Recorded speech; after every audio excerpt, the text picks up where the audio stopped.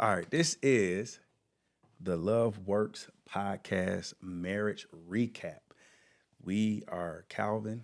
And Patrice We are works. we are the hosts of the Love Works podcast, and we're going to do a marriage recap. Yes. If you're watching this show right now, this video, we appreciate you tuning in. But this video is for those who are engaged, newly married, or been married for a while. You're looking for some tools, some strategies to build your marriage to be stronger, to be healthy. And this is what this video is for today. So stay tuned, keeping locked in with us, subscribe, like, and share. And we get ready to start it off. Let's start it off. Let's start it off. Hey. So far we have 3 episodes. Yep. Our first episode was Love Still Works, or Does It? Then we have 5 marriage mistakes. And then we had the last one we did last week is After I Do. All right.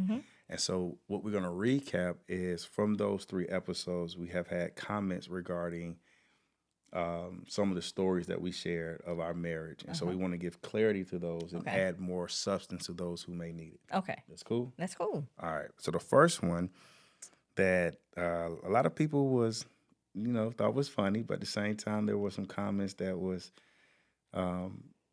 asking why do light-skinned women act like this, operate like this? Like, clearly, if you look at the picture, this, that, and the other. So you want to tell the story or you want me to share it?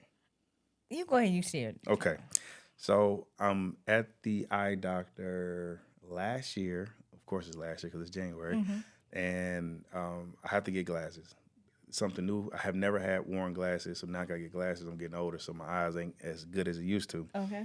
So I felt like it was important for me to send a picture of the glasses that I was thinking about getting to my wife so she could say, nah, I don't like the way they look on you. I want to present myself well. Yeah, because when I think it look good, she might not think it look good, right? But I think everything gonna look good on him though. I appreciate that, baby. Appreciate that. So I take a picture. Just a simple, boop. I text my wife the picture, say, hey, what do you think? All right. So I think I talked to you. Did I call you or did you text me back? No, I was at work and I'm working quickly. I'm my hairstylist. So I looked, I was like, oh. I said, oh, he's so handsome. Put the phone down. But real quick, Yeah. I saw a woman. It looked like a FaceTime photo. And I was like, wait, hold the hell up. Yeah. And I know if y'all ain't seen Daddy's Little Girls, all I could think of was, who the hell is this, Chris? So it really was like, who the hell? That was my word for the day. Oh, Who the hell is this, Chris? So I looked, and it looked like he was on FaceTime with another woman. It looked like, at first I was like, that is too like to be his mom. That's not my mother-in-law. Who the hell? It was a first glance thing. I called him. I joked about it. We laughed about it. Yeah. But at no point did I really sit there and look at the phone like he on FaceTime with somebody else. Yeah. It wasn't that. It was a funny story. It We was. said it to be funny, but Yeah. certain people took that and made it sound like I was just outright nuts. Like I Yeah. just did not understand Absolutely. that this was not a real person. It was not. And when I looked at the picture, I mean, we definitely laughed about it. Yeah, man, it was funny. But the thing that I think is important is that there are people who are married to men or women who pop off like that. They don't logically think about something. They react quick without even like, what could this be what I think it is or am I tripping, right? And so some of the people in the comments, that was their reality. They were like, man, I feel you. I That's feel a you. sad reality. But let's be real. Yeah. That if someone has been hurt and they have not healed from the hurt they have had, they will bring that in, and that is a natural response to Yeah. them. If you would have caught me 15, 20 years ago, that would have absolutely have been my real response. Absolutely. And so what we can share is that in the beginning of our marriage, we have had moments to where something that she felt was inappropriate or something that she thought I was doing wrong or something she was triggered. I didn't know that there were certain things I was doing was triggering her because, I just didn't know. And we worked through that. And we worked through that through conversations. We worked through that by me putting my foot down at one point and had to, let's step through this each step. Yeah. How did we get to this place, right? Right. And so that's where we go back to communication is so key into a marriage. Is that you need to communicate, like regardless if you feel stupid or you think it's crazy for your marriage, you need to communicate. Well, when you say certain things or you do certain things, this is what it makes. This is how it makes me feel. And I always talked about all behavior has meaning, right? Until you get to the root cause of any behavior, all you're doing is putting a Band-Aid on the symptom because it's easier to deal with the symptoms than to deal with the actual cause of the problem, right? And so, yes, that was a joke. We thought it would be a great story to Giggle share. and keep going. Yeah, it was a real life Laughing scroll. story, but we thought it would be a good, Yeah. entertainment piece. No need for the mean comments. Yeah, no, bring the mean comments. I enjoy them because that's how we create our content. We want to help people, so bring the comments. We want them. Even all smoke, huh? Yeah, we want it all. God dog it. We gonna help people as we grow in our marriage. I agree. I like that. I like that. So yeah, that was that. But the biggest piece is that like I can only say through our experience is that if you have someone that you are with, that there is a constant, quick reaction to things that are not real or things that appear to be something, and y'all have not worked that out, you have to do the work in working it out. And it's really having that grace and be like, I want to hear it. Give that person a safe space. We talked about that in a couple in the last podcast. Give someone a safe space to actually come tell you how they feel about whatever, or this is what I need, or this is what I don't like. So that you can all be on the same page. Because the worst thing to do in a marriage is to assume that everything is well. Right. To assume that that is okay. Right. And please don't be passive. If you're gonna be passive, 'cause I used to be passive with you. I was like, I don't want to rock the boat. I don't want her to be angry or mad, or I don't want to hurt her feelings.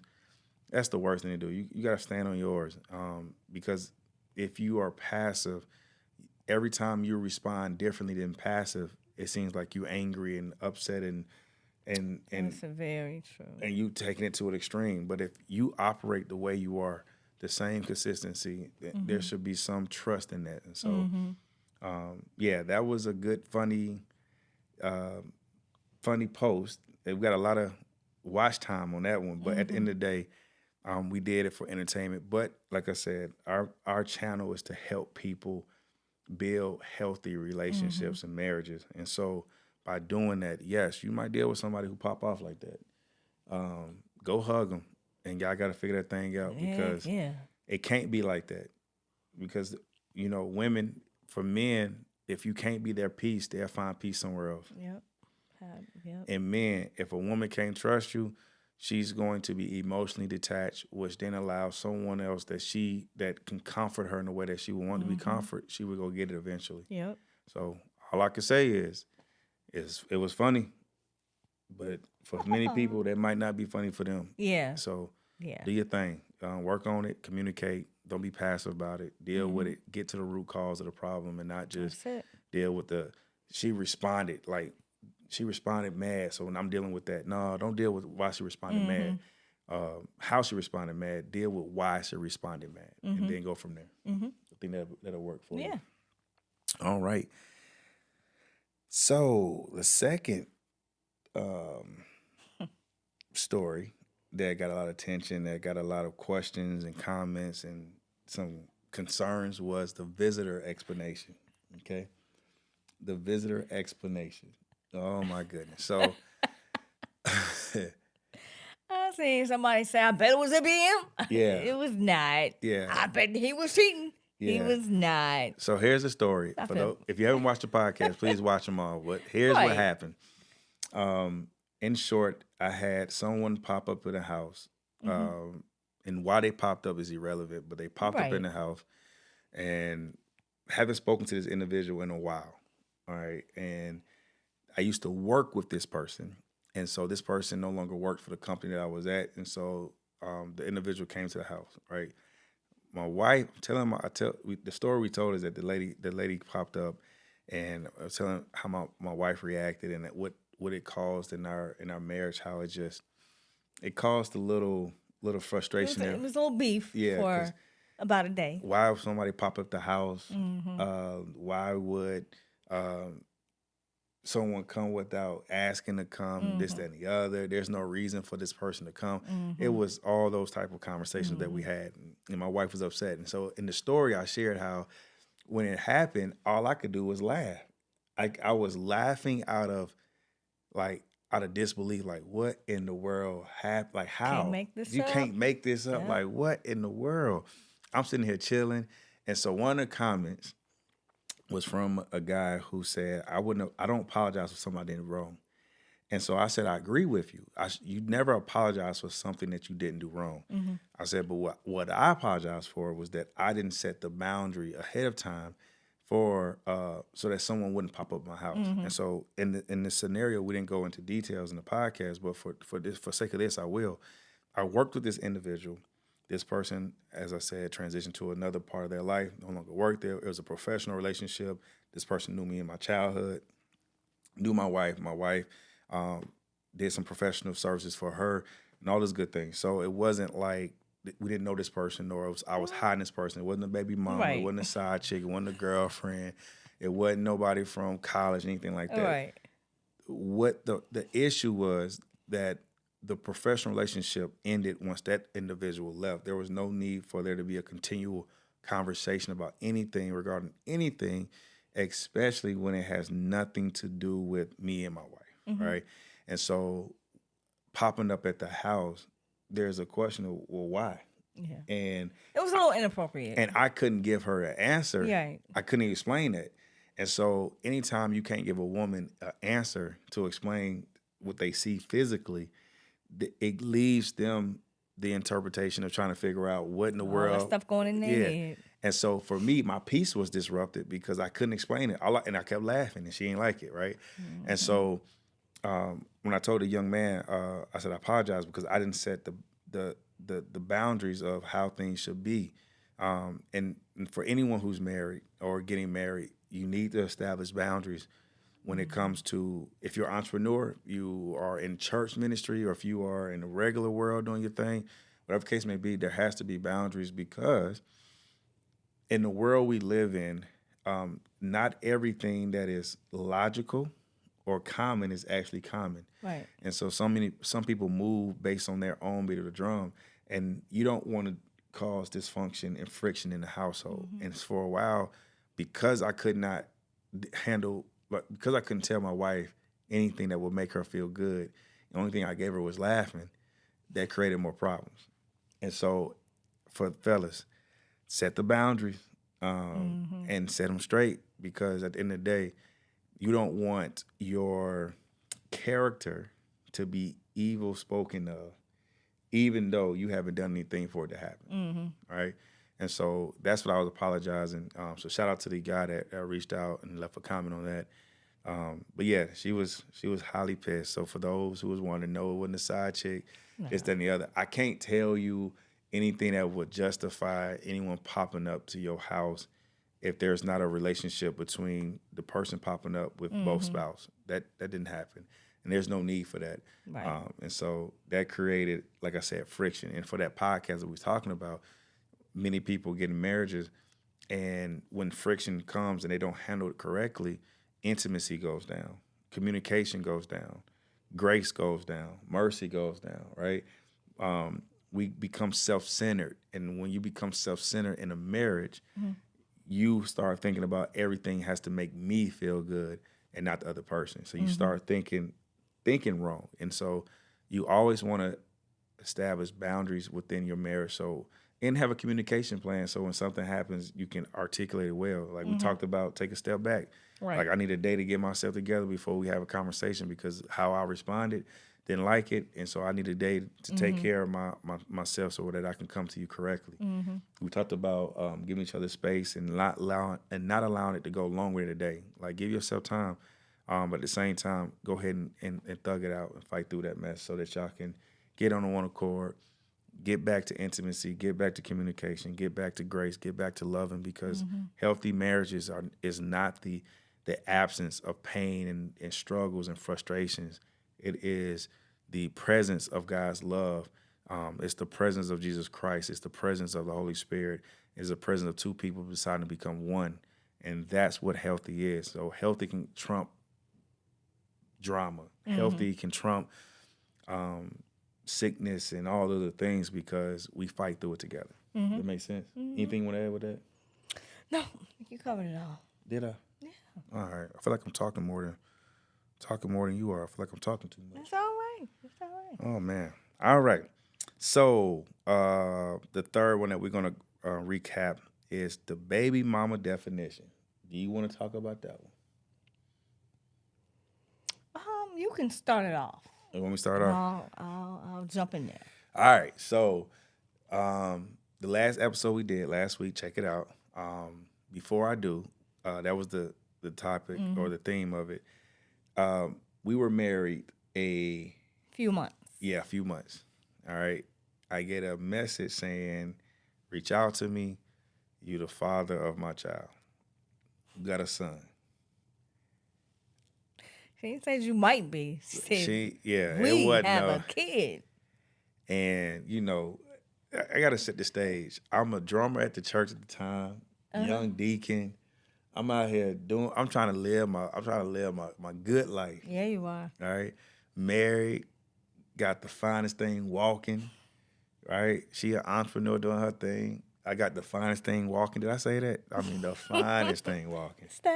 All right? You know what I'm saying? So I feel like, man, you feel me?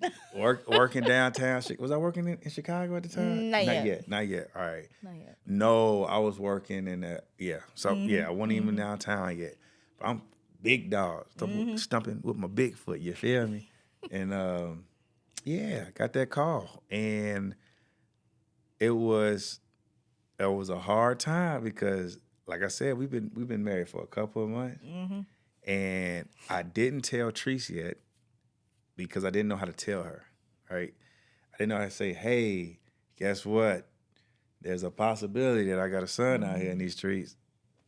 And then knowing what my wife experienced before I got with her, I was feeling like, oh, bro, we probably ain't gonna be together. Been through some stuff. And then I'm already in my mind thinking about I got to pay child support. Child support. Man, my dad had told me about that child support. He said it's the devil.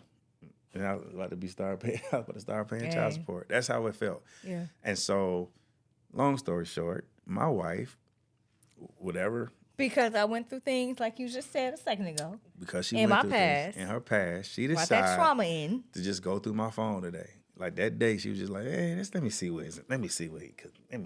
Had that urge. And when I tell you she saw that, so I haven't told her yet. So she reads about this possibility. I haven't told her. So I'm like, so when she comes to me about it, it's not even, let's think this through. Let's make sense of this. Like, it is, I went through this phone because I had an urge and I found something. And that's handle this. And that's do this. And I just wasn't in the mind frame to have a conversation. What else? Did I miss anything? No, I went through the phone, being nosy. Yeah. Excuse me. Got more upset just because you told your friend about it. You didn't. Yes, that's right. You told your friend. And I told my friend about it first before I told her, right? And so she felt like, bro, that's between you and I. You should have had a conversation with me, right? So, what's the recap about that? One, this was before our marriage. I did not know about this. Yeah, no. It wasn't a cheating situation. It wasn't a cheating situation. It wasn't a bogus situation. No. It's just something that happened. He didn't know about it. I didn't know about it. Yeah. So there's not like I could have gotten mad at him. Yeah. For this child, Yep. I would have accepted the child. So I wasn't upset about the child. Yeah. I was just more upset about the fact that he didn't come directly to me. And that's why we titled the podcast Before I Do, because oftentimes you don't get everything out before you say I do. Right. And so you might, like us, you don't know. There's some things you just don't know. You're not aware of. But then there's some things that is like, you do know because you ask questions, you try to figure it out. Right. But sometimes you can bring baggage into the marriage, and it's a hard struggle because that's something that you wasn't expecting to deal with. Right. The idea of me being a father to another child would change the dynamic of our family, how we operate, how we move. We would have handled it. We would have handled it, but it was not something that we expected, which is Right. what goes to the next topic that we're going to talk about when it talks about our definition of baggage, right? So we define baggage. In the show, we didn't clearly define baggage, so we're going to do that today. What Okay. we believe baggage is anything that you bring into the marriage and into the relationship that can cause pain or dysfunction or require someone to have to accept something they're not willing to accept. That could be anything. That could be money. That can be children. That can be health. That can be intellectual capability. Whatever the case may be, that person can define that what you brought into it is causing me to have to navigate differently, that I'm not accustomed to navigate things naturally. Right. And so we talked about, in that situation, having baby mama drama, right? And, people in the comments of people who was responding felt like, having children and then you marry someone who has children, that can be baggage. It's not that the child is baggage. Society absolutely says it's but baggage. it's just the nuances that come with right. having to be with someone who has children. Right. We don't agree that someone should be called a baby mama or baby daddy. Right. Those derogatory terms. They wasn't baby mama, baby daddy when y'all was They making wasn't that them. night, were they? Right. They wasn't all that. And so and now because you mad and that's the way to talk. We don't agree with that. Like it's never the child's fault for being where they are and how they got here. But what we are saying is that when you don't have conversations and you don't stand on what you want in your marriage, you will allow yourself to create a space to where I'm just supposed to accept it because that's what it's. No, if you don't agree with it, you don't like it, have that conversation without putting someone down. Right. And I think, especially in the world we live in, society, like you said, the baby mama, the baby daddy, baby mama thing is, if they have it, don't be with them. There's some great people who have children, and they will be a great wife or a great husband. Right. In spite if they have if they had kids with people who are immature or, emotionally not there, whatever the case may be, that them having a child just lets you know their body and organs work. That's right. But I'm going to say this too about when it comes to the people coming in with people with kids or whatever. If you are a woman and you don't want children, don't deal with the men that has children because eventually you might treat those children kind of bad because in your heart you don't want them around no way. Absolutely. And with men, if you know you are not good bonus dad material, don't get with a woman that has children because if you get with a woman that has children, you want that woman but you don't want those kids, you go treat those kids bad. Absolutely. You guys got to pay attention to stuff like that. Yeah. And if you know you are not bonus father material, stay your butt back. Yeah. And date somebody that just absolutely has no kids, no Absolutely. baggage, Yeah. no none of that. Like, and to each his own. Yeah, for That's sure. okay if you like that. Just like it's okay to date a person with kids, it's okay to date them without. That's your right. Absolutely. If you don't want to deal with someone that has kids, that is absolutely your right. Absolutely. Do yourself and do that person a favor and keep Absolutely. it moving. Man, for sure. I think 'Cause it's not for everybody. It's not, and I, like there's a maturity level that you have to be with someone who does have kids. Oh my God, yeah. And I say that because you have to be self-aware to be able to handle all the emotions that go with you controlling yourself, you putting out information or wisdom when you need to, you falling back, you When getting necessary. involved. Like you have to be so emotionally intelligent with that because there's times where you might feel betrayed or disrespected when you feel like you got to put your foot down. Like me and we're a blended family. We have a beautiful family.